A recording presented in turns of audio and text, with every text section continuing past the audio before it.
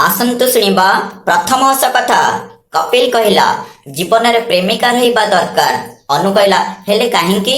कपिल कहला जीवन में सुख सब किछि नुह, जीवन में टेंशन भी रहिबा दरकार।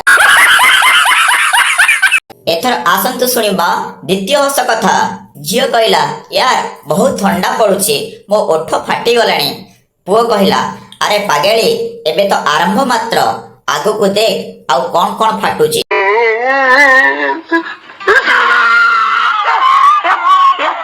आसंतु शुणिबा तृतीय हस कथा। झील कहला माँ मो पप्पू को भल पाउछि, बाहिन ताकू हेबे। मम्मी कहला किछि करूछि ना नहीं।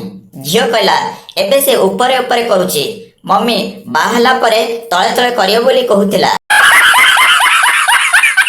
आसंतु शुणिबा चतुर्थ हस कथा। भिकारी कहला साहब 20 टंका दियो। साहब कहला कौन करिबू। भिकारी कहला गर्लफ्रेंड को फोन करिबे। साहब कहला अरे बाप भिकारी गर्लफ्रेंड रखिलानी। भिकारी कहला ना साहब गर्लफ्रेंड भिकारी बनै देछि। आसंतु शुणिबा पंचम हस कथा। शिक्षक पिला मानकु पचारले कहिला देखी कंटापूर्ण रास्ता रे किए तुमर साथ देबो, पति ना पत्नी, भाई भौणी, माँ बाप, प्रेमिक प्रेमिका ना दोस्त। पप्पू कहला सर चप्पल। आसंतु शुणिबा षष्ठ हस कथा।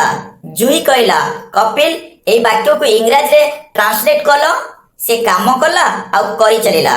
कपिल कहला he done his work and done दनादन डन दनादन।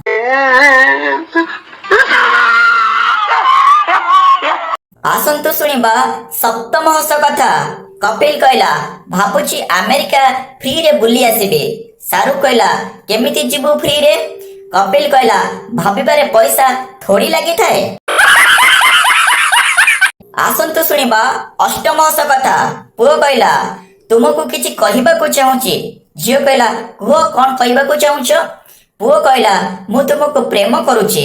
झियो कहला कर कर मु भी काहाकु करूछि, समस्ते काहाकु ना काहाकु करूचंती। पुओ एथर बेहोश। आसंतु शुणिबा नवम हस कथा। आपण कहिले देखी स्त्री और काश्मीर मध्य रे समानता कौन। कपिल कहला एमिति रे दुई जन जाक समस्या, हेले याकु पड़ोसी देखिले बहुत गुस्सा आसे।